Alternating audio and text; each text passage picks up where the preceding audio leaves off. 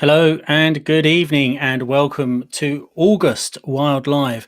And I'm delighted for us to coming together tonight for a very important and timely conversation on one that I'm particularly excited about.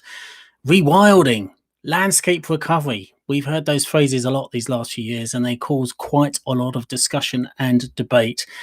And it's time we really thoroughly got into it and had a good old discussion about it. We know that there's an ecological crisis. Globally, there's an ecological crisis. Here in the UK, nature is in freefall. Since the early 1970s, we've lost 41% of our wildlife species. They've suffered declines in abundance. 41% of our species declining in abundance since the early 1970s. Quite shocking. And all around us, we see the elements, the evidence of that decline in nature, and people feel it.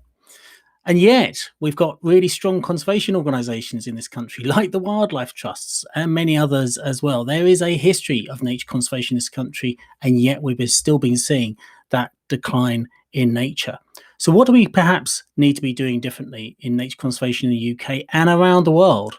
Can we actually turn this around? And rather than just try and slow the decline in nature, talk about the recovery of nature and crucially, talk about it at landscape scale. Can we restore the natural processes? Can we rewild, as many people would talk about it? And of course, even the vocabulary in this area is sometimes contentious, but we really want to dig in it tonight. We want to have a discussion tonight that's not so much about, let's say, the pros and cons as such, but more the how. What could it really look like? What could rewilding or landscape recovery really offer as a new vision for nature conservation? Actually, how different is it to how conservation has been before? Is it radically different, or is it just more of the same at a bigger scale? Actually, how is it different? Is it better? And is there stuff that we can learn from it that is very, very different? And we have a fantastic panel to work through these questions with us tonight. Let me introduce them to you briefly, and then I'll say a little bit more when we get to each of them in turn. We have Wouter Helmer, who's Senior Advisor and Co-founder of Rewilding Europe. We have Sara Aliácar, who's Conservation Officer with Rewilding Portugal. And that's because we didn't just want to be having a conversation about drawing on experiences here in the UK. We wanted to learn from others around the world as well. Delighted that we're joined tonight by Isabella, who will be known to many of you as author and journalist, and of course, co-owner of the Knepp estate. And I'm sure many of you will be familiar with her wonderful book, Wilding. And we have John Durnell, who's Director of Estates at Hampshire and Isle of Wight Wildlife Trust, really sharing the perspective of how this issue plays out within the Wildlife Trust. So thank you everyone for joining us tonight from near and further away. We're delighted to bring you together for this very important conversation. And Wouter, let me start with you. I said you're co-founder and of Rewilding Europe. Before that, you were co-founder and director of Arc Nature, which was one of the key rewilding partners of Rewilding Europe. And when you're at Arc Nature, you implemented hundreds of rewilding initiatives from way back to 1989 throughout the Netherlands. And for those of us in the business, as it were, we know that the Netherlands overall has been a real leader in this field. But later on, you've done that in other parts of Europe as well. You're a co-writer of several change-making visions like Living Rivers and Growing with the Sea, and also the co-inventor of new concepts for nature conservation and management like natural grazing, cyclic rejuvenation of floodplains, temporary nature in fallow areas, International Herd Fund. I want to hear a bit more about that as the evening goes on. Landscape auctions and nature compensation in advance, and all these kind of concepts. So I think it makes a lot of sense for us to be starting off with you tonight, Wouter. Tell us, just kick us off.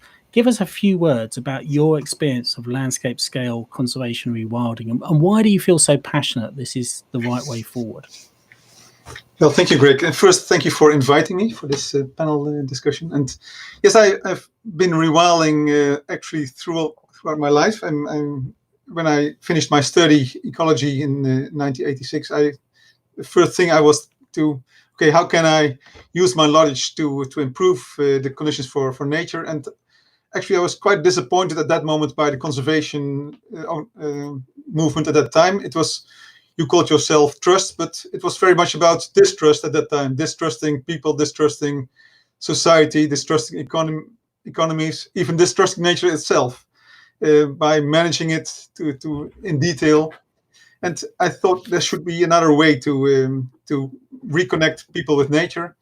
And we started actually to create visions about another.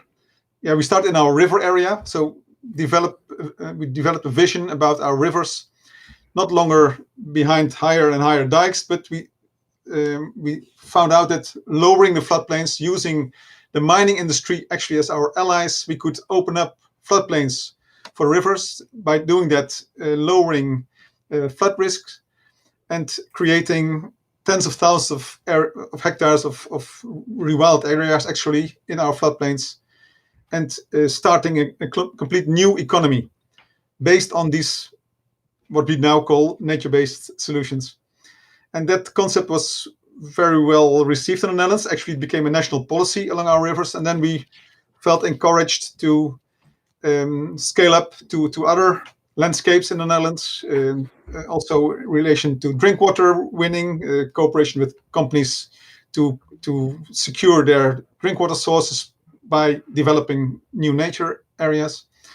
We started as a reaction actually on the presentation of Al Gore about the inconvenient truth. We started a campaign on natural climate buffers, creating retention of water upstream to prevent floodings downstream.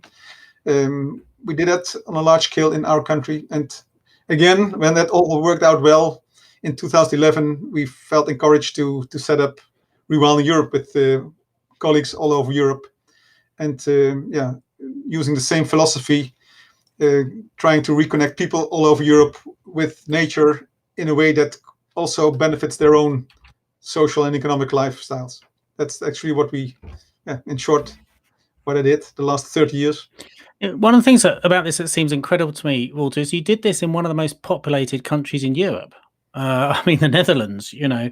Maybe that was the reason, actually, that it started because we were. Tell me more. Yeah, it was an all-time low level of biodiversity in our country in the 70s. So the need for rewilding was maybe nowhere higher than in the Netherlands, much higher than, for example, in the Carpathians or in the Danube Delta or whatever. So really, in the Netherlands, the landscape looked really bad at that time, and so the need for change was maybe highest in our country. Could be an explanation for that. And tell me then, how did you deal with sort of communities in the process, and was there much public resistance to it or not? I mean, that's a very big question, but give us a sense of that. What was the kind of public engagement, community engagement with this over time, and indeed that of other landowners and farmers? As I said, it's all about trust. So building trust among local societies, among the main stakeholders, finding a way to translate our language of ecologists into their language of water managers, of companies, of liberal and social politicians. So reframing the rewilding story in all different languages that would make it easy for others to understand. Very important. I think we went out with over 150,000 children out in the field and showing them these new nature areas, making them used to this new landscape, familiar with it. By doing that, also get their parents involved. Hundreds of lectures, excursions, we made movies, everything to make the story more known. And actually, the most difficult thing at that time was to convince the conservation world itself. So it was easier for us to convince water managers, mining companies, drink water companies to go this way than the traditional conservationists. But finally, they also, they had to. What were the arguments? What were the arguments that the traditional conservationists were making? Yeah, we were working with the enemy, in their opinion. So we were dealing with people. They really didn't trust. But in my opinion, you can only change the world if you close a deal with your enemy, or if you can only change things. You're not making peace with your friends. You're making peace with your enemies. And that's actually what we did on sector by sector. We tried to solve their problems in a way that helped our goals. And yeah. You were responsible, Wouter, in particular, for driving forward the rewilding of many Dutch floodplains in particular. And clearly that's been good for wildlife. But I mean, you note in things you've said before that it's also important economically as well. And can you explain a little bit more about that? And were there particular concerns? You know, the Dutch are famous for their sort of engineering solutions to producing, you know, flood prevention and so on. I would guess there was quite a lot of concerns that this more wild approach to flood prevention might go wrong. Yeah, maybe to give you the most recent example that showed how it worked. So 3 weeks ago, we had the all-time highest floods in summer in the Meuse river system, and the same villages that 25 years were drowned actually, and caused €1 billion damage at that time, were now dry, saved, because of the rewilding plans for that river system. And what we did actually in the early 90s, we changed the conventional thinking about gravel mining at that time. At that time, it was all about deep pits, deep mining, and we changed it into a superficial digging of gravel in this area, and by doing that, broadening small channels of 60, 70 meters broad to sometimes even more than 1 kilometer braiding river systems.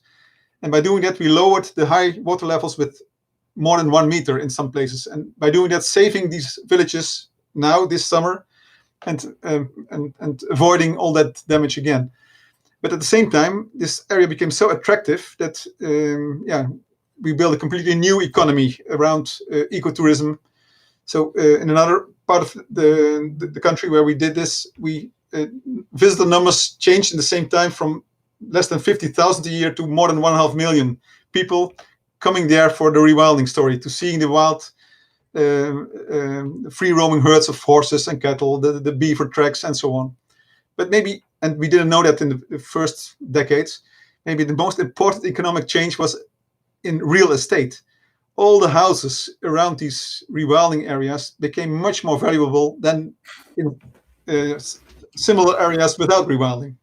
So, which means more tax money for the local municipalities and so on. So, by changing traditional landscape planning to rewilding rivers, we lowered the risk for floods. We solved the issue with the mining companies. We created a tourism economy and increased real estate values. And of course, but that's my ambition in the end. We saw the return of thousands and thousands of species, plant species, animal species. Wolf is coming back in the Netherlands. That's the most extraordinary thing, isn't it? Wolves coming back to the Netherlands. Yeah. Explain a little bit more how that's happened. I mean, you don't have the issue that we have, which is called the English Channel, but you have, but nonetheless, it's still extraordinary. Yes, of course, it's not without tensions, but still, it's who had told me 20 years ago that we would have reproducing wolves already for some years in the Netherlands, and dozens of wolves in our country. I wouldn't have believed it at that time. But it's also the change in society. So you see society moving from agricultural society to a more urbanized world, where people become more and more relaxed about wildcats and wolves, and so it's not their direct. They are not directly damaging their lifestyle, so to say. It's the opposite. People want to see wolves in the weekend, and that's also a change that helped wildlife come back in even the most densely populated parts of Europe. But it's a challenge still. So we are luckily the wolves are behaving pretty well in the Netherlands. More than 90% of the prey is still wildlife. But of course, if the population will further grow and if there will be incidents, we have to find a balance with these new citizens of the Netherlands. Great. Tell me a bit more about how you then went on to start how you bridged that to Rewilding Europe, and obviously got a lovely video from Rewilding Europe we're about to show. So maybe tell us a little bit more about Rewilding Europe. And my personal experience was that we brought back in the Netherlands herds of free roaming horses, cattle, and these herds were growing quite well, so 25% per year. And we colonized new areas with these herds. But then suddenly, early this century, 20 years ago, we got more and more questions from Latvia, Croatia, Bulgaria, Portugal, where people want to have these herds of free roaming, well-adapted animals. And we start asking, why is this? What's going on in Europe that people want to have horse and cattle from the Netherlands? And then for the first time in my life, I understood this large-scale land abandonment happening in Europe. Almost 1 million hectares per year abandoned. Mostly old cultural landscapes for centuries managed by shepherds, small-scale farmers.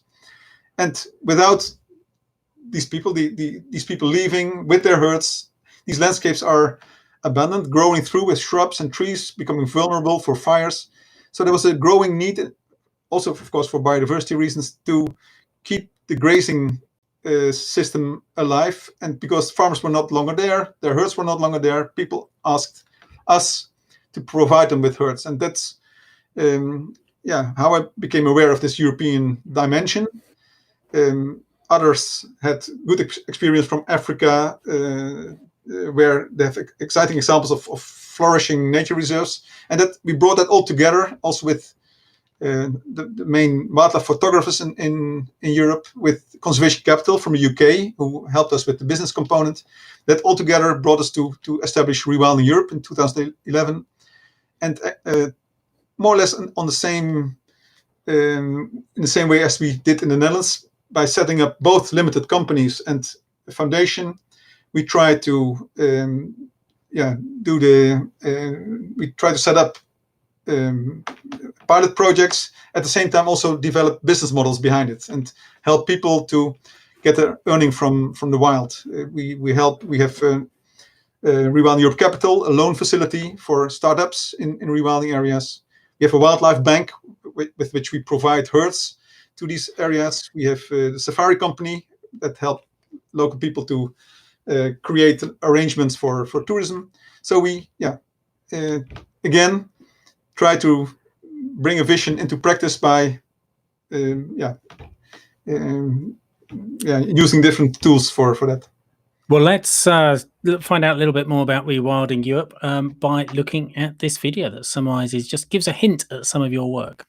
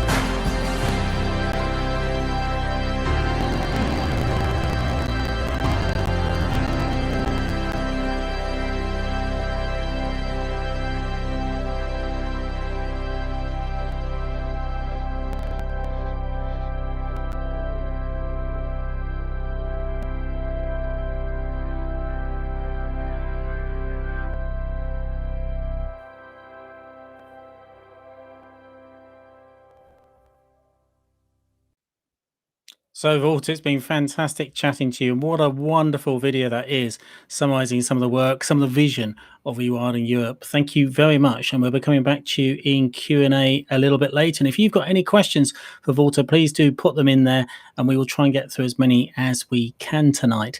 But we've seen the big picture there for Europe as a whole, hearing from Wouter, hearing the story of the Netherlands, and hearing the vision for Europe as a whole. Now let's go down to one particular other country, and that is Portugal, because I'm delighted to introduce Sara Aliácar, who's Conservation Officer with Rewilding Portugal. Thank you, Sara. Thanks for joining us. So where are you joining us from tonight? So thank you so much for having me here. I'm joining you from Portugal, from the Greater Coa Valley, Guarda, which is the main town where Rewilding Portugal is based on. And tell us where that is in Portugal, just so we get an understanding. So that's nearby the border with Spain, like 40 kilometers to the border northeast of Portugal.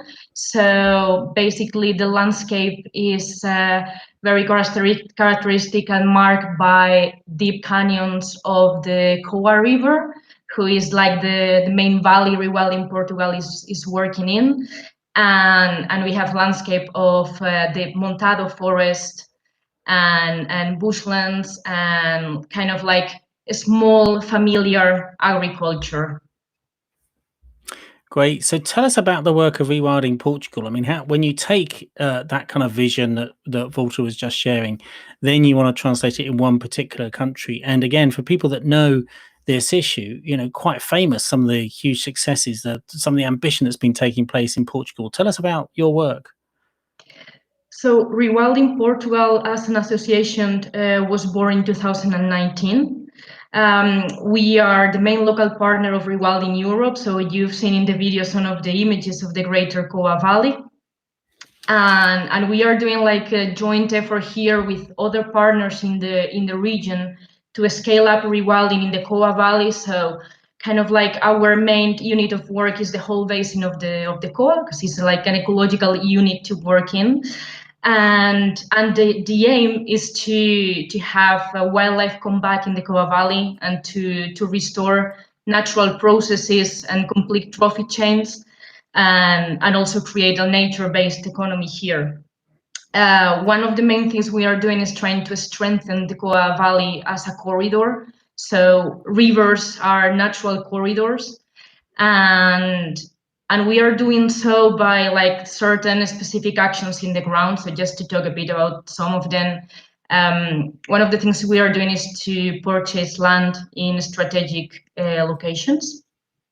So of course, within the 120,000 hectares of the Greater Coa Valley, there are many different land uses. So there is agriculture, there is livestock breeding, production of renewable energies, forestry, but there are also amazing places for wildlife.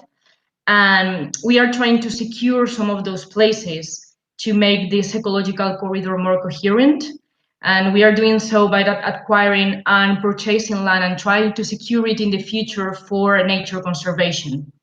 We are also working with keystone species to restore natural processes. Large herbivores are a very important one. So try to boost the abundances of some of the large herbivores that are still present, but their abundances got like dramatically reduced, like the roe deer or the red deer. And also bringing back some large herbivores into the landscape, like taurus and wild horses. And we are also doing a lot of work with top predators, like the wolf. So there are still wolves in the Coa Valley, and our work is to work like very closely with livestock breeders to kind of like bring a mix of traditional and modern solutions to prevent damage.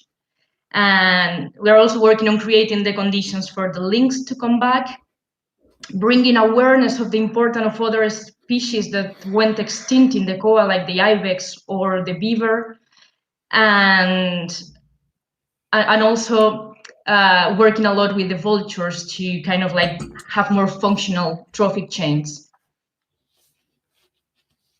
Great, thank you very much. Well, it's been really exciting to hear about some of the plans that you have there and the vision for that.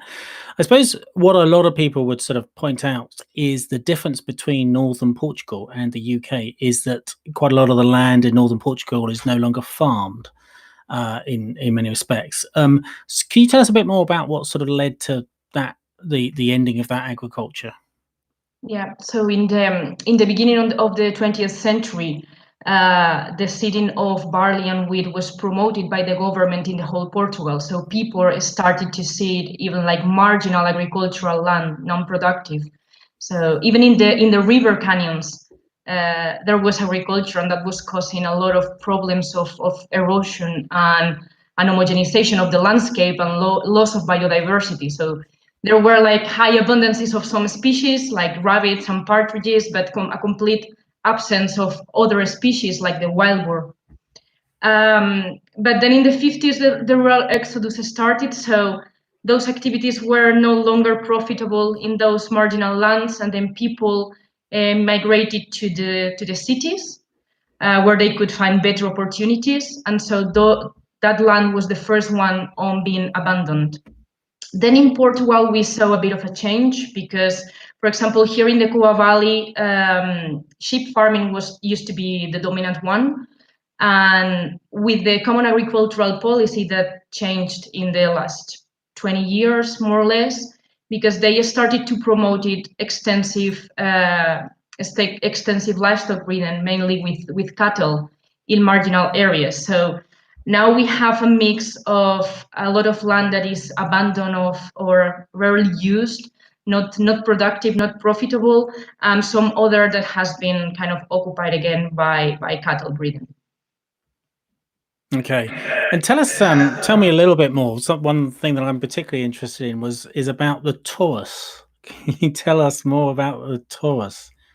Well, Wouter knows a lot about that. So the European Wildlife Bank was working with the Taurus. The Taurus is a combination of different breeds of domestic cows in order to get an animal that is close to the aurochs. So the aurochs are where the big bovines, the big wild cows we used to have in Europe. And we know that they were here in the Greater Coa Valley because, I mean, we have like a precious thing here that are engravings, Paleolithic engravings that tell us the story of how the Coa Valley used to be and which animals lived here. And there are engravings of aurochs and wild horses and ibex. So this is not this is not a trial to try to travel back on time, but just to recognize that large herbivores are still needed in European landscapes. So with the Taurus, there is a herd of Taurus here in Faia Brava, which is the first private protected area in Portugal, and is in the Coa Valley. And there is a herd of Taurus here that are roaming almost, they are fencing an area, but in a very large area. And it was great to see how they have developed completely wild behaviors. Like you can just visit the reserve and don't see the Taurus. You can see some like feral behaviors. Like if you are lucky, you can see all the Taurus lying down on a ring with their horns looking outside and the calves in the middle just to be protected. So they are really amazing animals.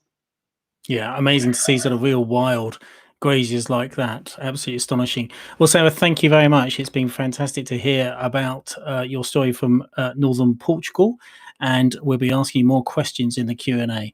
But I'm delighted now to move on to our next guest tonight, who will be known to many of you. Isabella Tree, of course, an award-winning journalist and author of 5 books, married to the conservationist Charlie Burrell. Her latest best-selling book, I'm sure all of you will be very familiar with this wonderful book, Wilding, tells the stories of the sort of daring wildlife experiment that Charlie and Izzy began together in 2000 on their estate Knepp in Sussex, rewilding the 3,500 acres of an unprofitable farmland at Knepp Estate.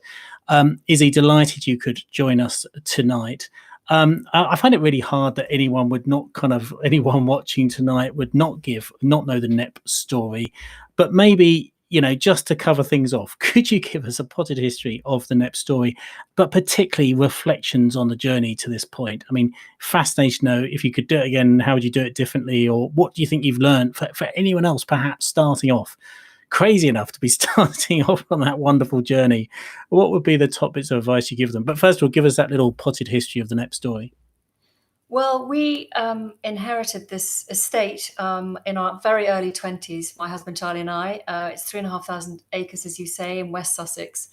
We inherited it from his grandparents. And when we took it over, it was already intensive arable and dairy farmland, but it was already losing money hand over fist.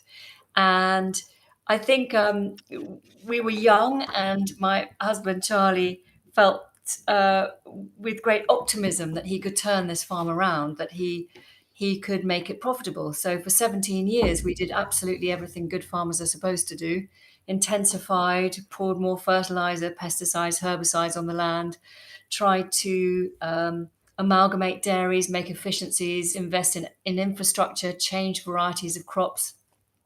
And we did improve our yields a little, and we had some of the best dairy herds in Britain. But we still could not make ends meet. We were losing money most years. And the reason is we're on very heavy clay soil. So much like Sara was saying, that UK was incentivized, farmers and land managers were incentivized to grow principally arable crops, irrespective of whether the land was suitable for growing those crops or not. And our heavy clay, 350 meters of it over a bedrock of limestone, is absolutely not the right place for doing modern intensive agriculture. So it took 17 years for us to realize that, though, and an overdraft of about 1.5 million. And so by about 1999, Charlie made the kind of radical idea, because it was a radical decision then, to give up farming. It went completely against the sort of family tradition. It went against the sort of culture of our neighbours, of the mindset that people still were very much in 20 years ago. I think things are changing, which is exciting. But we decided we really wanted to do something with the land rather than battling against it all the time. And it was the wonderful example of the Netherlands and, the Frans Vera in particular, and the Oostvaardersplassen, that gave us the idea of trying this kind of rewilding experiment on a miniature scale, because there's obviously grand things happening in Europe. But could we put free-roaming animals back onto this depleted agricultural desert and see if it would kickstart natural processes again? Could we bring back biodiversity onto our depleted land?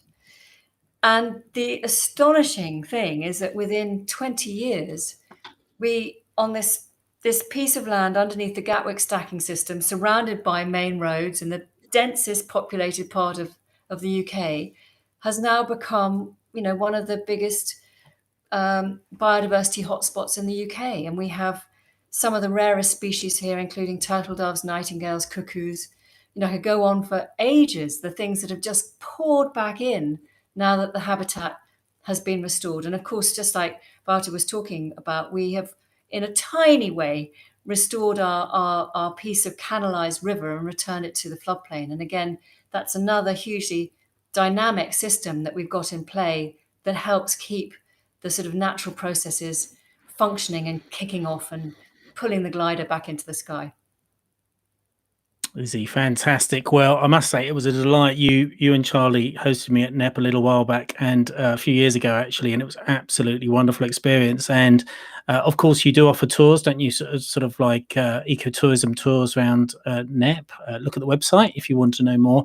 It is, I would say, the closest thing you can get in the UK, in my experience. To livestock, if it's livestock will recognize it if it's living in a field or anywhere, and they will avoid it and not eat it. It smells disgusting and it tastes even worse to them. I've never tried, but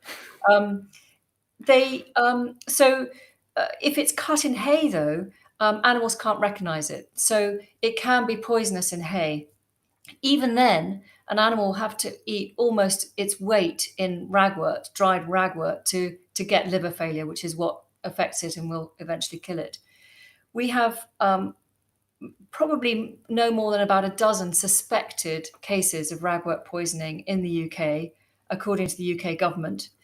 But some very bad science done by the British Equine Veterinary Association claimed at one point that we had over 6,000 horses dying a year from eating ragwort. And ever since then, this kind of the vilification of this beautiful native wildflower continues. And somehow people are persuaded that they have a duty to pull it up wherever they see it. There's no such legal obligation at all. But it's what can I say? One of my goals before I die is to try and get ragwort onto the cover of Country Life magazine. So I've tried twice so far and I haven't succeeded yet. There's a lot of it about right now, and I agree with you. It's a beautiful flower at the end of the day. It is kind of bizarre that it's sort of seen in quite the way it is. But I think one of the things that's interesting about the story is that you came under quite a lot of pressure, didn't you, when you had a lot of ragwort growing at Knepp, particularly in the early days, a lot of pressure to do something about it. And you know, I suppose this illustrates the rewilding or the landscape recovery kind of approach. Is tell us about how you reacted to that. It's like the sense was you've got to intervene, you've got to stop this horrific thing called ragwort. Yeah, I mean, it was very difficult because, you know, ragwort is a sort of pioneer plant in many ways. It takes a little bit of disturbance and it will come bouncing back from the seedbed. It doesn't travel great distances on the wind at all, contrary to popular opinion. And Imperial College have done a study on ragwort for 30 years, and they're adamant that viable seed rarely travels more than a few meters from the plant. But for us in the early days, it was just you know, an eyesore. I think people was unused to seeing it, and you do see it in huge quantities, and particularly this year is a very fine year for it. You can see swathes of it, and it was one of the things that really seemed to focus antagonism towards the project. We had poems written about it, about ragwort, in the local county Times. We had endless letters written to MPs. At one point, it really threatened to derail the project. The fury at this one single native wildflower almost shut us down. And thankfully, Natural England came to our rescue and did support us in the end. But it was looking very worrying, actually, that we would lose all support for the Rewilding project. Now, I think we would be a lot more robust about it because you know, it's plain that ragwort is part of the ecosystem, and I think locally, the sort of furore has died down because it's obvious that we have free roaming Exmoor ponies, we have herds of longhorn cattle, we have deer, we have pigs, and none of them have been poisoned by ragwort, and you can see them grazing very deftly around it. So I think really it brought home to us that you just have to hold your nerve and wait for public awareness to catch up with what's happening.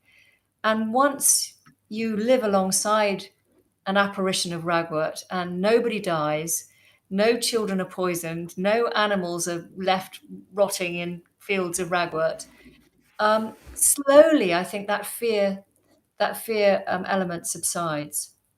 Great. And so, but it was a nerve-wracking time. Those early years, the ragwort years.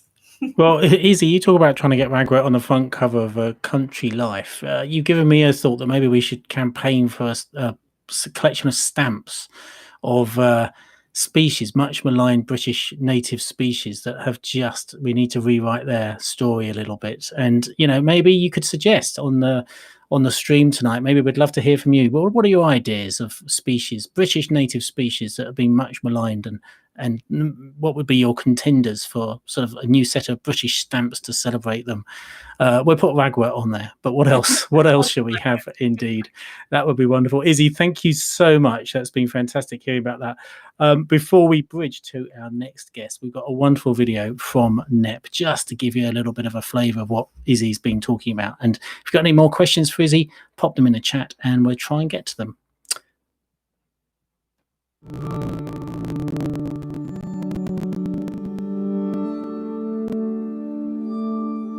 What we've done here is different to conservation principles elsewhere.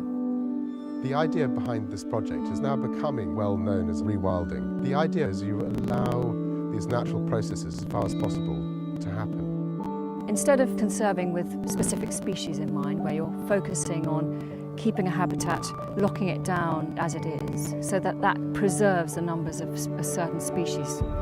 What we've done here is just taken our hands off the steering wheel and just stood back and let nature take over. And of course you then get wonderful things happening.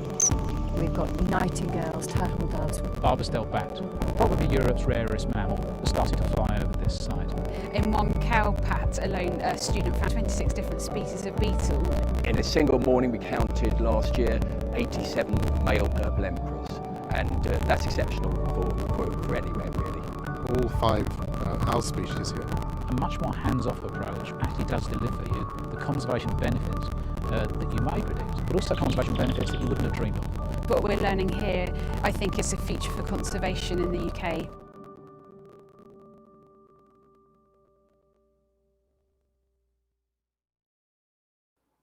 What a wonderful video. Well, thanks, Izzy, very much. It's been a great conversation, and we'll come back to you shortly.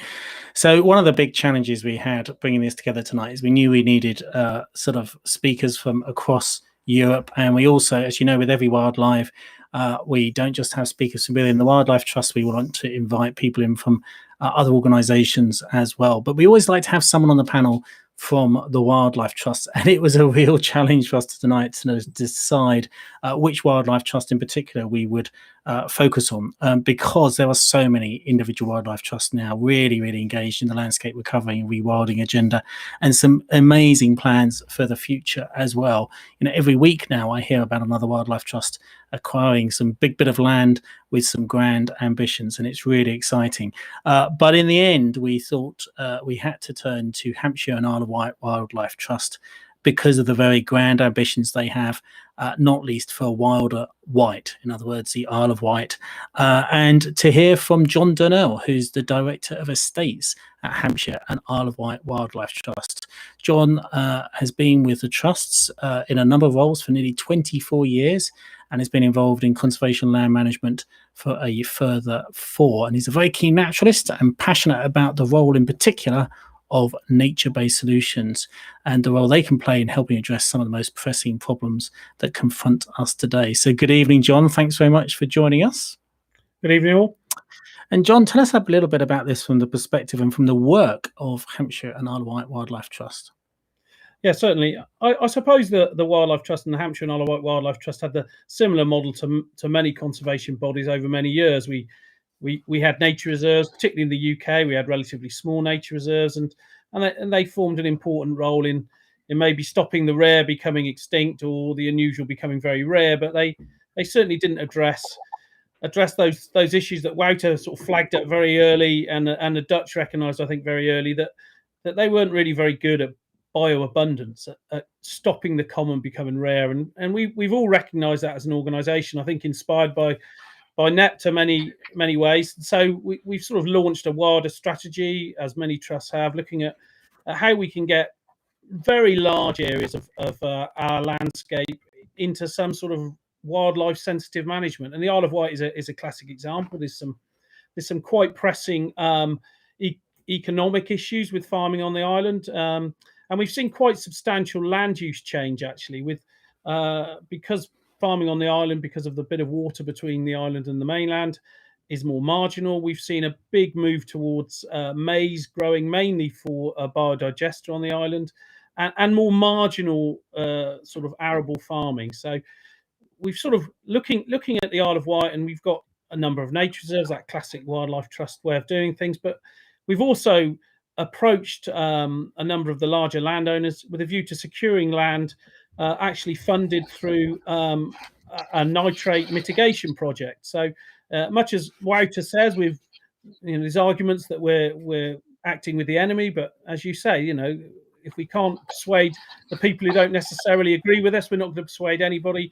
And actually, one of the things we wanted to do was look at a way of driving the economics of actually restoring landscapes. And certainly inspired by Knepp, we're looking at creating a couple of pop-up mini Knepps, really. So we started by securing 100 acres of very intensively managed maize and arable, and rewilding that 40 hectares, nothing huge, but actually the difference there is phenomenal. We've sort of seeing it in a single season. It's become probably the most important arable weed site on the island. It's already teeming with small mammals. We've got barn owls back. We've got loads of ground nesting birds back, and basically we've not done a lot at the moment. We've just taken the foot off nature's throat and allowed it to restore.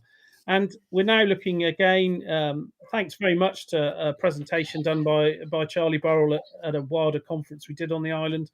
It inspired one of the larger landowners there. They manage about 800 acres.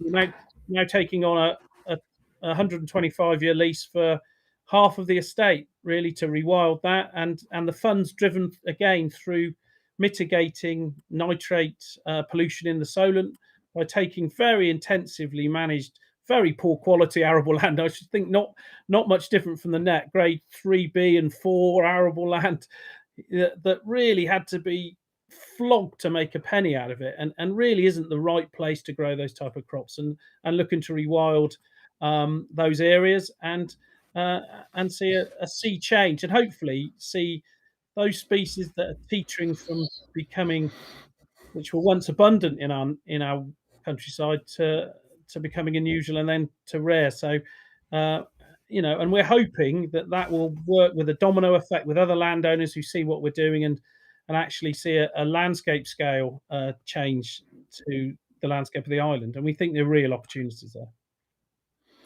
And why would you say, why do you think particularly the Isle of Wight is such a sort of good test bed for this? Well, as I said, I think, and Isabella touched on it really well, actually, is that a lot of our agriculture is really economically marginal. We are forcing the soils. We're piling huge amounts of agri-chemicals that are going to increasingly cost more and more money for lower and lower returns. I think as well, with the end of BPS, Basic Payment Scheme, the direct support for agriculture, these areas are going to become more and more marginal. They're not economically viable to manage in the way they're doing.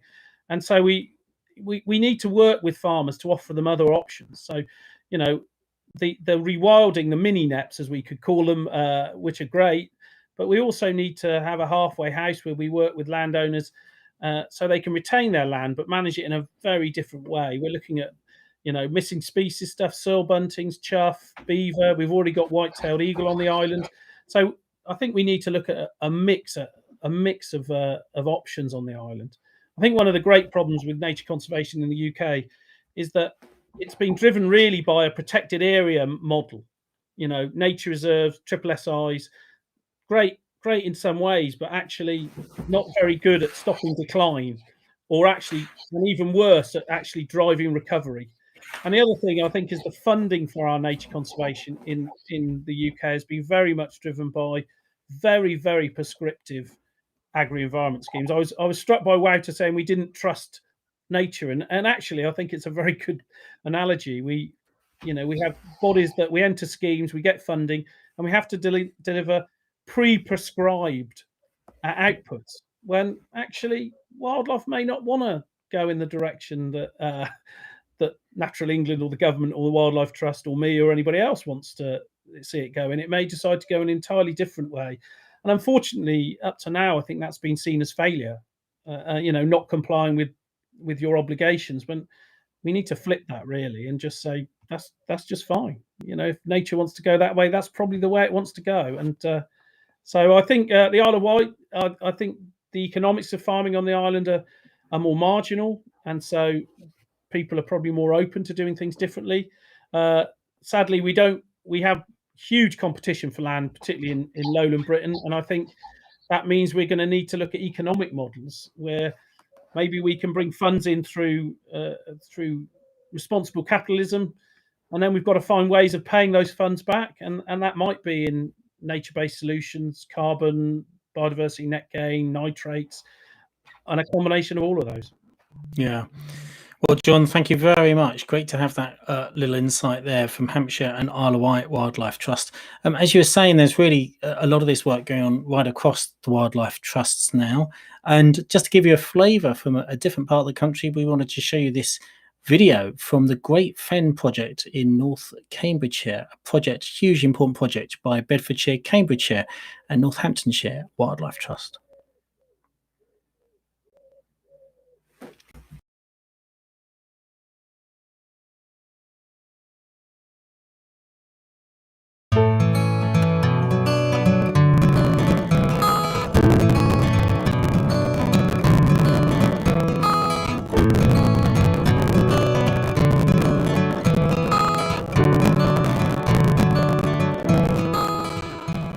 The Great Fen is a living landscape for wildlife and people. It's replacing what was once arable farmland, a formal patchwork of fields that is now being restored to its ancient wild beauty.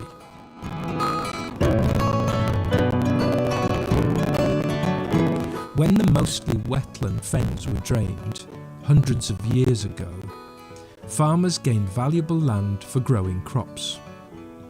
But much of the diverse wildlife that had inhabited the ancient wetlands was driven out. For a few years, the two national nature reserves at Home Fen and Wood Walton Fen provided some protection for wildlife. But as farming intensity increased, these reserves too were deprived of water and threatened. In 2001, an opportunity arose to buy some of the farmland around the nature reserves, and the Great Fen Partnership was formed to devise a plan, acquire the land, and begin the wetlands restoration project. The size and shape of the Great Fen is not fixed. When this film was made, its western boundary was the East Coast Railway line. From the railway, the fen joins the two national nature reserves and reaches east towards Huntingdon and north in the direction of Peterborough. Because Great Fen land sits side by side with privately owned arable farmland, great care needs to be taken to ensure the newly formed wetlands don't compromise the farmer's ability to grow crops. Land drainage has to be managed very effectively. Many hectares of the Great Fen are still farmed, but not intensively for arable crops. Livestock grazing and growing grass for hay are both compatible with the aims of the Great Fen. They allow for the seasonal wetting of the land to provide the much-needed habitats for wildlife. This change in land use reflects changes in farming across the country, where overworked and tired arable land is being managed in a more environmentally sustainable way. The extent of the Great Fen is not limited, and the custodians of the land will always consider opportunities to grow and further enhance the experience for residents and visitors. The work of the Great Fen is far from done.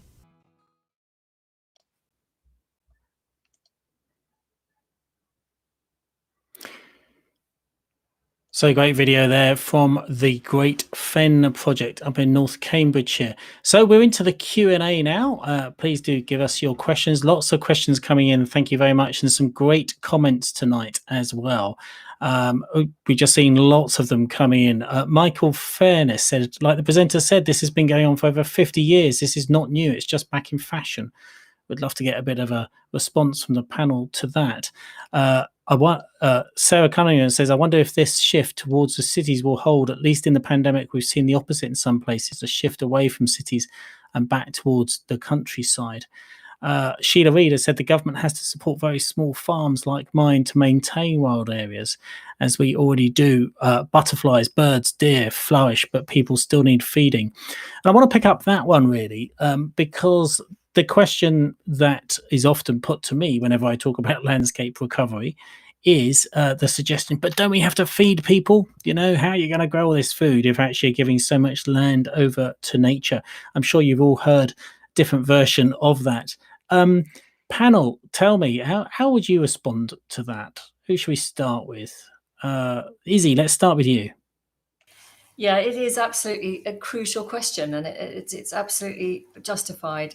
I think the elephant in the room that never is mentioned when we talk about food security and the need to feed our population is the amount of food waste that is produced. We are producing enough food globally for 11 billion people, and we're 7.5 billion now.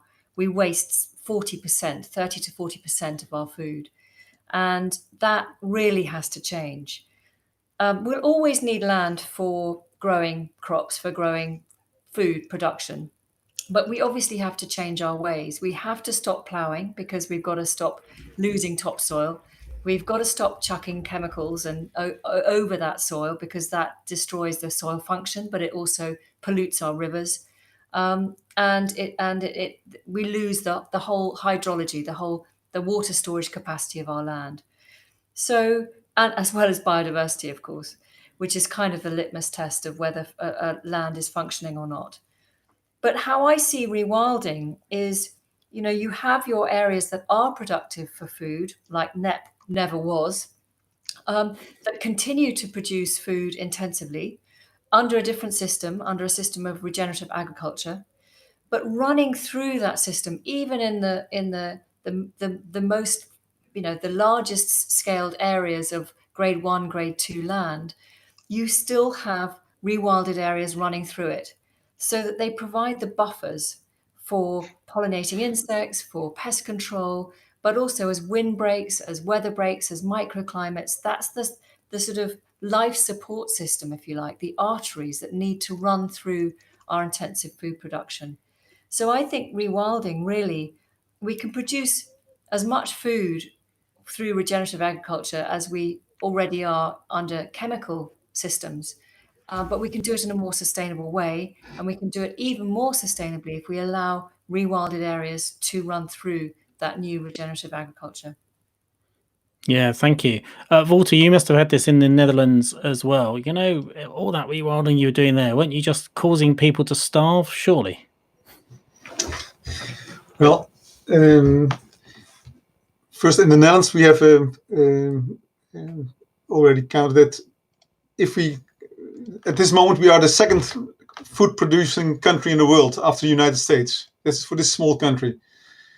But most of it is produced, what produced is actually is meat and the products related to that. We know that without that intensive meat production, we could easily save 30 to 40% of our landscape for other uses without losing actually food production. It's just cutting out the animal out of the food chain. So that's apart from the argument Isabella brought in about take more care of our the food that we already produce. We can also shift from a more vegetarian diet, and by doing that, save at least 30 to 40% of our landscapes for other functions. Could be more extensive farming, by the way. Could be green cities. Could be rewilding. But at the same time, what we are doing is we also around our rewilding areas, we try to support regenerative farming as buffer zones around the rewilding areas. In some rewilding areas, farmers are part of the rewilding story by actually managing or taking care of the free roaming herds. Sometimes even harvest some wild meat from that. That's different from the industrial meat production. It's just actually like game. You harvest some meat from rewilding areas. So it's very much depending on where you are, what kind of food production you should establish. And as I said, it's most of the areas where we work in Europe are actually abundant, so no incentives for farmers at all. Also, the people are, was one of the questions, people that go back to the countryside at this moment, yes, they do, but they are not farmers. They are urban people who are looking for a green spot to live. But this is not the return of the farmers to the countryside. It's returning of urban people to the countryside. Anyway, so abandoned areas should be rewilded, in my opinion. Buffer areas should be used by regenerative farming, and industrial farming areas should be more vegetarian than they are now. And by doing these three things, we can produce even more food than we do now without disturbing the environment. Just a small thing, but I liked very much about the Knepp story is that actually after 20 years of rewilding, the soil now is much better for agricultural use than it was when they started rewilding. So it's a no regret option even. So everywhere where we do rewilding, we improve the soil also for farming in the future. So that's also a very strong argument to not be too reluctant in rewilding farmland. Yeah. Well, that points to the elephant in the room for me, which is that it's hard to see how food productivity can increase if nature continues to be in decline. It's nature underpins all our food production. Izzy, you wanted just a quick comeback on that? No, it was just very briefly to say that when we were farming, 70% of our food, of our arable crops, went to feed animals. So exactly what Wouter is saying. We have to change our meat habit. Right, well, I'm sure John and Sarah will come into this as well, but we have so many questions to get through that are just coming in. So thank you very much for sending the questions in. I want to come to another one, which is actually a comment, but we can turn it into a question. It's from Stefan Taylor. It says, rewilding solutions need to involve and have the support of rural communities. And as discussed, we need to build trust. Too much focus on our differences, considering we all need nature in the end. A question to all of you, but I'm going to start with you, John, at Hampshire and Isle of Wight Wildlife Trust. How do you kind of build the trust with communities for these, big, bold landscape recovery projects? I think it's a very good point, actually.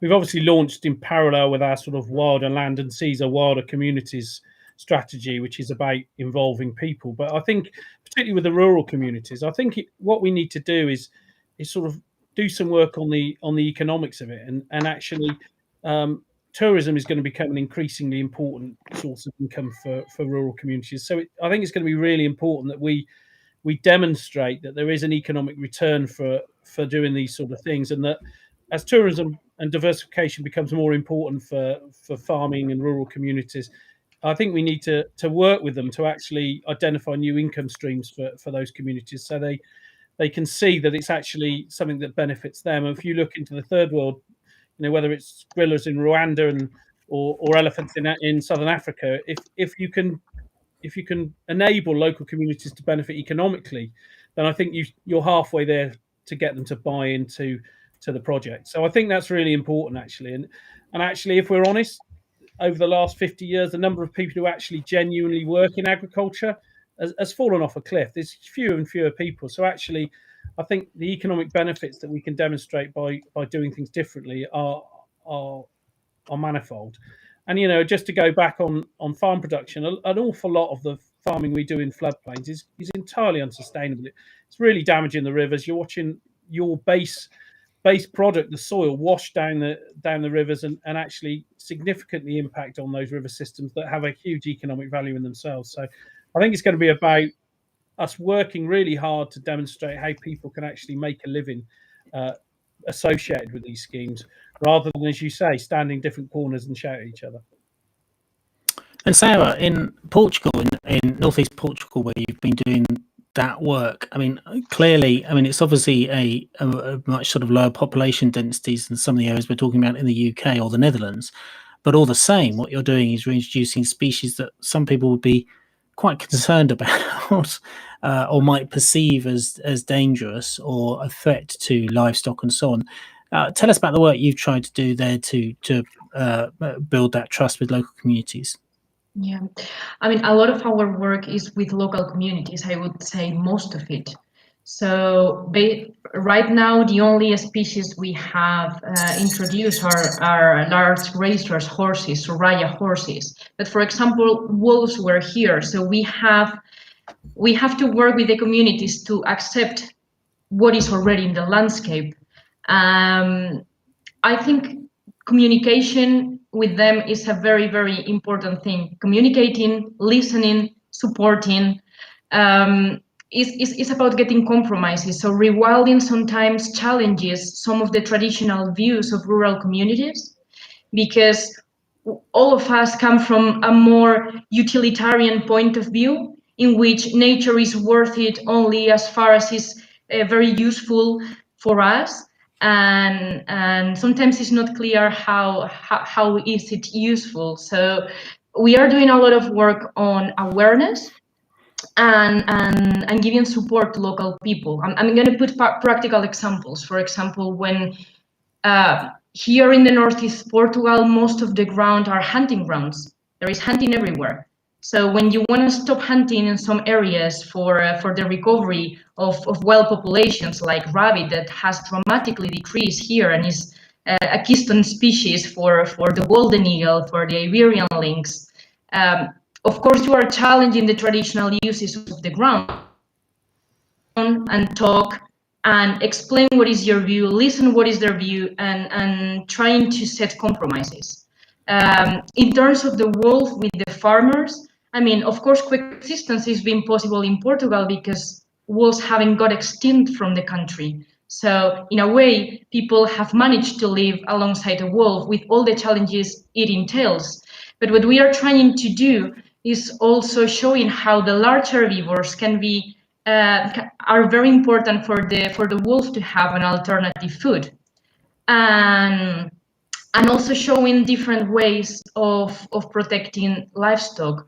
For example, there are farmers in some areas that were using livestock guardian dogs, whereas in the Coa Valley that was a tradition that was completely lost. And that's traditional knowledge that everybody remembered from their grandparents. So they remember that, and it's been very, very well welcomed. And there are also other solutions right now, for example, to avoid damage, and that they are unknown for many livestock breeders. They don't use them because they don't know them, they don't trust them. If you show that to them, if they have the opportunity to talk to other people, then there is a change. Also, I think other very important thing is to bring new and to bring new options and nature-based economies. And there was this question of if people are now going from cities to rural areas, and as Wouter said, yes, that's happening, but that's a completely different profile. But that profile can get more attracted by nature tourism and nature-based economies, and also the young people that is already living in these rural areas. So for example, in our case, we have created with entrepreneurs of the Coa Valley the Wild Coa Network, where it's a space where they can be in contact with each other, share ideas, benefit from each other's work. The ones that are doing that are harvesting lavender for making products to the ones that are selling products. And so I think it's very important to build things up with the local communities. It's not about arriving to a territory and saying, okay, this is what we are going to do. It's about working together. Great. Thank you very much. So I want to get into the next set of questions now, and there's a whole load of questions and comments sort of around what you might call the definitions here. And let's not sort of get so much into the definitions, but more just understand how pure do we need to be for something to be rewilding. You know, often we talk about rewilding, we talk about landscape recovery, standing back and letting nature be in charge rather than humans be in charge. But, you know, not surprisingly, we've got quite a bunch of questions about this in different ways. Chris Ganaway has said, how large an area constitutes a landscape recovery area? Indy has said, what fundamentals have to change to make it happen? Are we talking about a large rewilding area in each county? Another question here is, how do you, from Heinz Trout, how do you expect invasive non-native species to impact landscape recovery plans? And how would you suggest the ethics of managing these species, in other words, alien species, invasive species, be addressed and overcome? Another question from Christopher Drake. Can 100% rewilding be the answer, or does 10% human intervention help? for example, light coppice work for dormice and materials for hedge laying. So come on then, people, what do you reckon? How wild do we really have to be? Do we really completely stand back and let anything happen, or do we? And here comes Charlie. Hello, Charlie. Charlie Boyle coming in, just giving Easy a drink. Or how how much can you intervene, and so on. And let me start first of all with you, John, and I'll come to you, Wouter, last to around a particular example that I think you can probably guess. John, what would you say on this? Oh, thank you for coming to me first on that. To be honest, I'm not desperately hung up on it, actually, because I actually think in a landscape, certainly a landscape like the UK's landscape, you're going to see a range of approaches. You're not going to see a lot of Knepps of that scale anyway. But I think what we need to see is natural processes as much as possible. But I think we do need grazing animals. We need something to address succession and to keep bashing that up. We need early successional habitats, which is where the pigs have worked so well at Knepp. But you can actually create early successional habitats by, ploughing something over or turning something over if you want to. You can create small scale early successional habitats. So I think we're going to see a range of areas. So we can have 40 hectares and we can have 4,000 hectares, and we're going to see a mix. And I think if we define it too narrowly, we might scare some people off who are going to do some really, really good stuff. So I don't worry too much about that.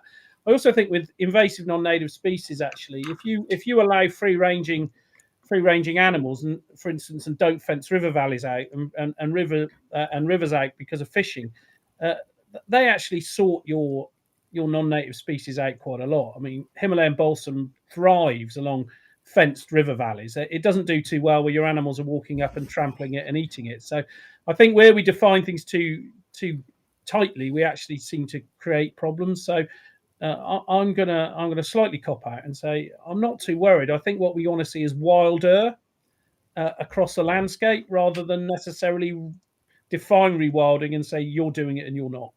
Right. Okay. And any comment about the size then, John? Do you have a sense of how big you got to get for landscape recovery, or can it also happen at quite small scale? I think you can have a huge impact at quite small scale. I mean, really, I'm getting obsessed these days with invertebrates, and I think what we got to see is the biomass of invertebrates, because they are really the base of the whole pyramid. And actually, you can see huge numbers of invertebrates thriving and coming off from relatively small areas. They're great at that sort of thing. So we're certainly seeing a huge difference on 40 hectares. I mean, the bigger, the better, obviously. And I remember speaking to a warden of the De Hoop National Park in South Africa. He was moaning like hell that 18,000 hectares was really too small for natural processes to come to. I sort of skulked off in a slightly embarrassing way before he asked how big our nature reserves are. So I think you can always set a level, and natural processes. I think if you're managing much less than probably a couple of tens of thousands of acres, you're probably gardening to a certain extent, and so we probably have to accept that. Okay. Sara, what would you feel from your experience in Portugal? I mean, how wild do you have to be for this to count?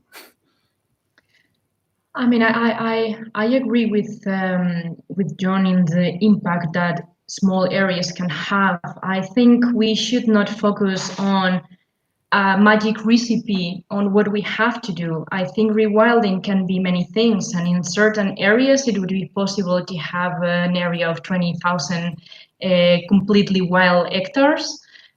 In other areas, we would have a matrix of regenerative agriculture mixed with the smaller rewilding areas connected between them, as Isabella was saying. So for me, I think the important thing is the mindset, is that Wouter said in the beginning, and I really empathize with him when he said that, because I experienced the same when I was studying my degree some years after him. And it's like the mainstream is always that nature kind of thrives with us. We need to be there. So we need to be controlling everything and managing every single detail. And I think the change of mindset is that, like, nature has its own ways. When we manage it, is also because we need certain things from it. and just be flexible to adapt what the different territories and areas can do and can reach. Great, thank you. Easy. I've before now I've been extolling the virtues of Knepp, you'll be pleased to know, and a pushback I once got from someone said, but Craig, you forget it, it's fenced. I don't know quite what the point, in a way, what the point was that was being made, actually. I think it was sort of somehow saying that negated the whole thing. But I mean, it comes to this argument, how wild is wild. What's your sense on this? Well, it's interesting. I mean, I think I just love the word rewilding because it is indefinable. I think it's rewilded itself, and that's so useful. I mean, I think it makes people feel uncomfortable, particularly academics. But I think we're all on a spectrum, and if you're the size of Knepp, which is 3,500 acres, we're not connected with anywhere else. One day, I hope we will be, but that might have to be with land bridges over main roads, which is something that, again, the Netherlands are totally brilliant at, and we're rubbish at. We've only got 2 of them, I think, in the whole of the UK. But we do need to manage. So we're not in an area that had deer. We had a few roe deer, but if you're introducing fallow deer and red deer into an area, it would be irresponsible if you didn't fence it because you're going to cause traffic accidents. So there are areas of the UK where you already have free roaming large populations of deer, where you can have a porous boundary. So you could just perhaps fence in your livestock and the deer can hop in and hop out. But that wasn't the case here. Ultimately, of course, you don't want to have those fences, and you want to be able to connect with neighbouring landowners, which we are beginning to do. And we've just signed a memorandum of understanding with landowners to the south of us to hopefully connect rewilded corridors or areas that can be buffers that can reach to the sea. So it's all about, I think, connectivity and moving further down that rewilding scale from small to large. But I think talking about rewilding cities, talking about rewilding your window box, talking about rewilding yourself is all hugely useful. Is all good as well. Yes, I'm struck that about 12 months ago, in the height of the sort of first lockdown, I was on one of these sorts of calls, and we were turning with the Wildlife Trust, and we were talking about the definitions of rewilding. And I stopped at lunch and walked out, and I bumped into one of my neighbours in the street, and they said, "Oh, Craig, have you seen how they've rewilded the park down the road?" Of course, what they meant is they'd left a little verge to go wild. It was not kind of what we were talking about on the call, but it just shows that this is what this is what it really means to people. And I think it's to Sarah's point, it's a state of mind as much as anything. It's whether you're trying to control it or whether you're letting nature have more of the control. But of course, when we get to that can sometimes get controversial.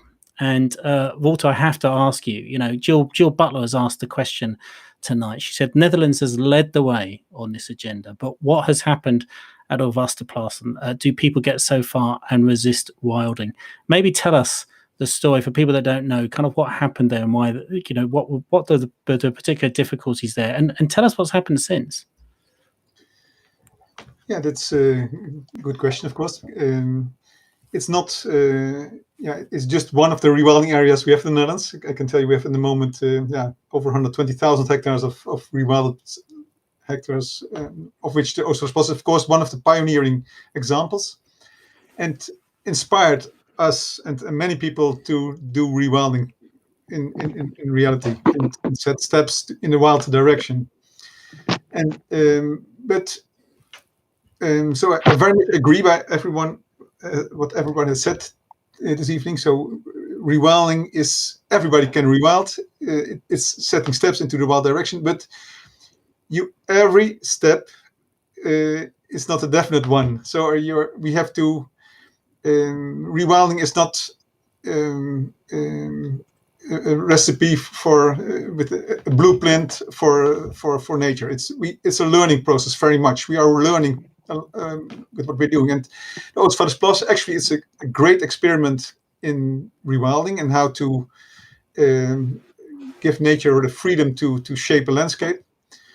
But there's also the social dimension. It's and in this case, we found out that the way the Oostvaardersplassen developed itself and the rich nature that developed it there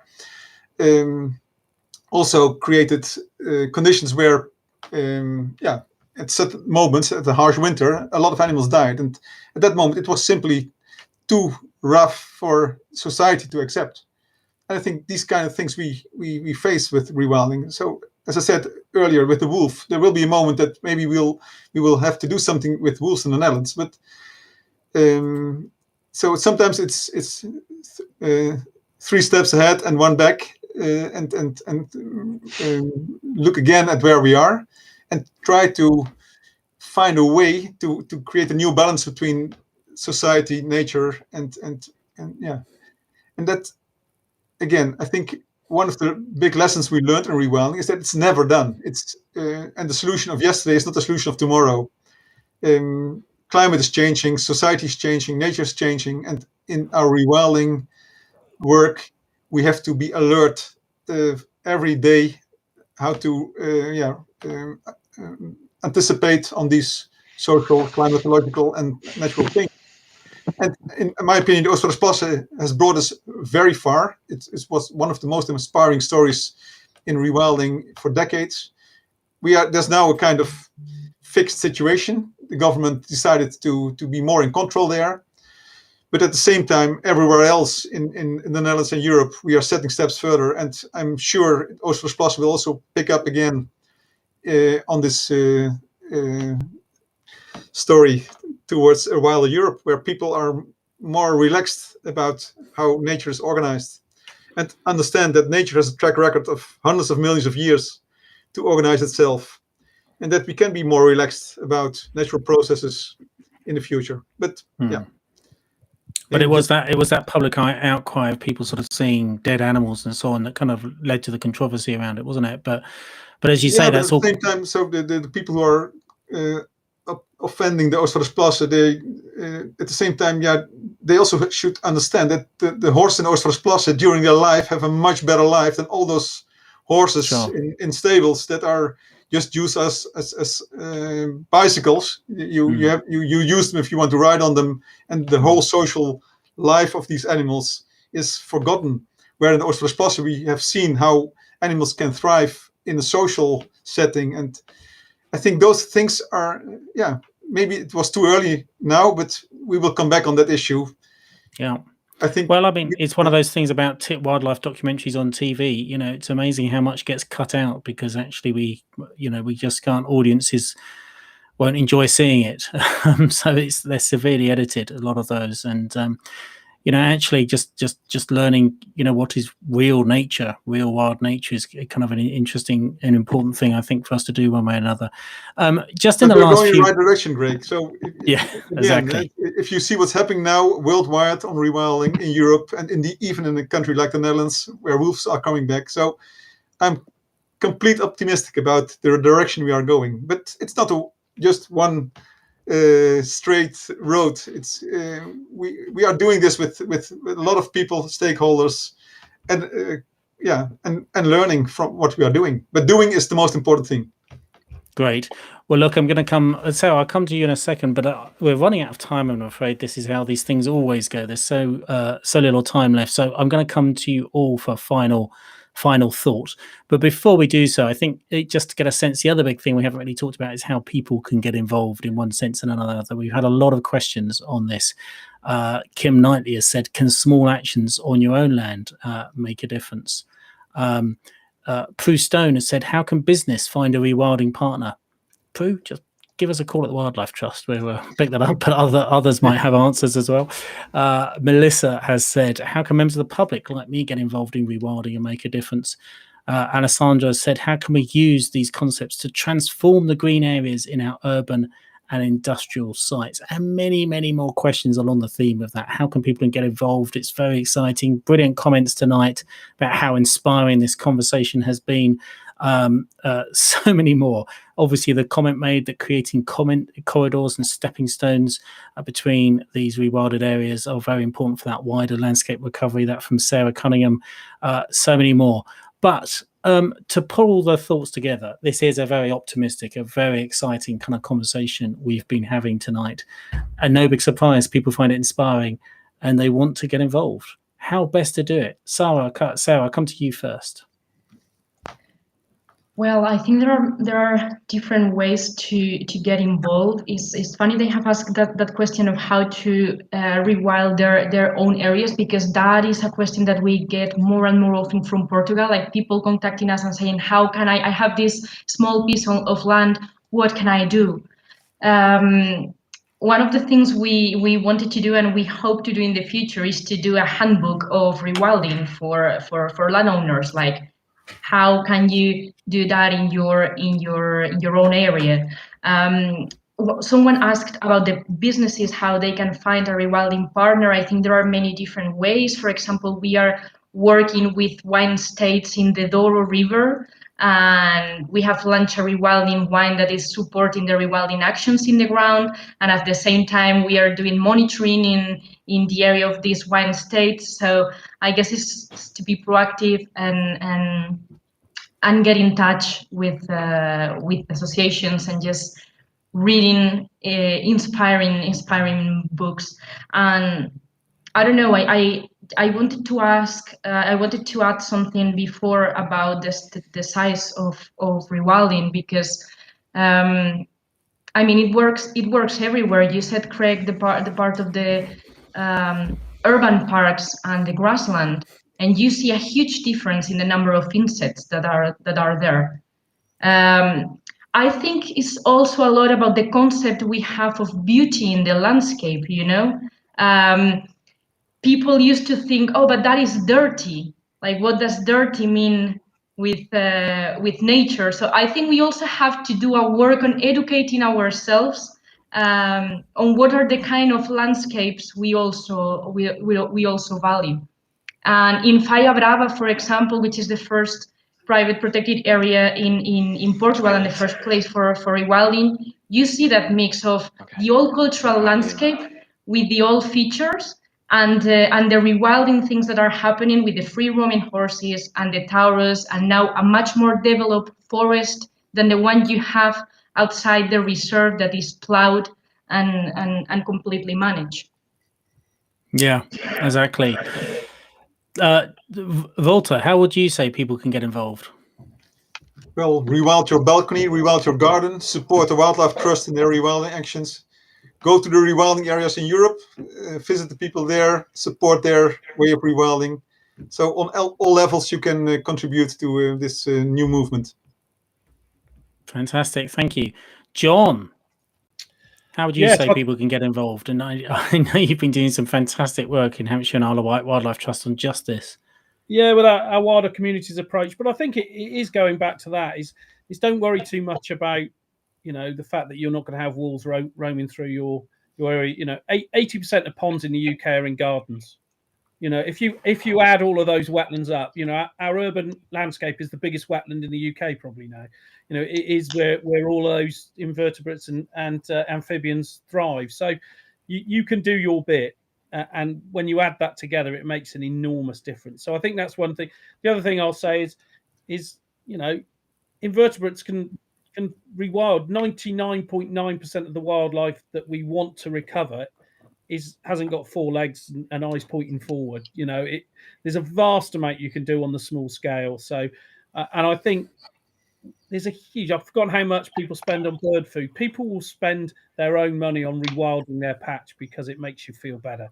And what I would say is get some enjoyment from wildlife, and then you'll make the right decisions about it. So yeah, look at the wilder communities and get involved. Brilliant, thank you. And you're absolutely right. You know, obviously, if you're an ant or a beetle or whatever, you know, a sort of rewilded roadside verge is your Knepp, isn't it? Really, so absolutely. It's just a difference of scale, really. Yeah. But Izzy, what would you say? I mean, you've had lots of engagement with your neighbours and other landowners over the years. You've inspired so many by what you and Charlie have done at Knepp. How can people get involved, and particularly if they don't happen to own 3,500 acres?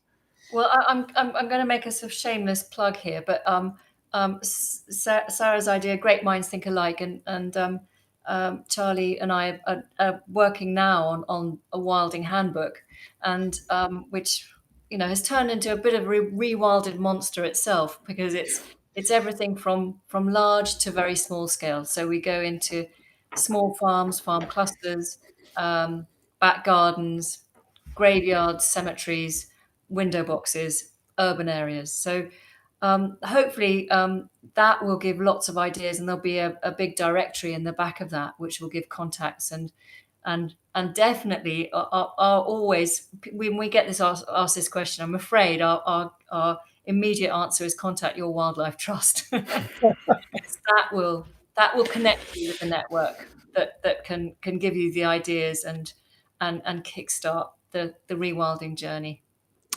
Izzy, you don't have to say "I'm afraid" before you say that sentence. Not at all. It's exactly the correct answer. So, listen, that's been a fantastic discussion tonight. Before I want to thank all the speakers, I just want to tell you about a few things coming up. And actually, don't forget, of course, we have all the previous Wildlives there for you to view on Catch Up on the Wildlife Trust YouTube channel. They are proving so popular now. I mean, we've had a couple of our Wildlives have been viewed over 25,000 times now, and they really are growing, and people do really watch them and catch up afterwards. So do make sure you look at all the ones we've done over the last year, and let us know about suggestions of future topics for future Wildlives. We'd love to hear from you on that.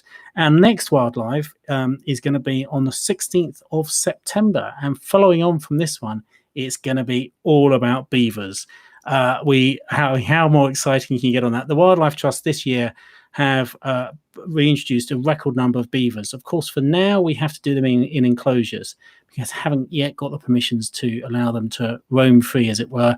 But we have been promised by DEFRA, in fact, by George Eustace himself, Secretary of State, when he spoke at our Wildlife from Delamere Forest just a couple of months ago. I pushed him on the date, and he said he thought early in 2022 would be able to allow us to take those fences down and let our beavers roam free. We are beaver ready at the Wildlife Trust, I can assure you, for that moment. But we want to take the opportunity to explore in more detail the ecology, the magic, the wonder of these wonderful keystone species. So we've got a special Wildlife on the 16th of September all about beavers, with some of our top beaver experts, and the people that have been reintroducing them across the Wildlife Trusts will be joining us on that panel. So make sure you don't miss that. And thank you so much to all of you for joining tonight, your wonderful questions and comments. But of course, top thanks has to go to our amazing panel tonight. And I told you time flies quickly. It really does, doesn't it? Wouter from Rewilding Europe, Sara from Rewilding Portugal, Isabella Tree, author and journalist, and of course from the Knepp estate down in Sussex, and John Durnell from our very own Hampshire and Isle of Wight Wildlife Trust. Thank you so much for your brilliant conversation tonight. I hope we've all learned something. And good night, have a great evening, and see you at the next one. Good night.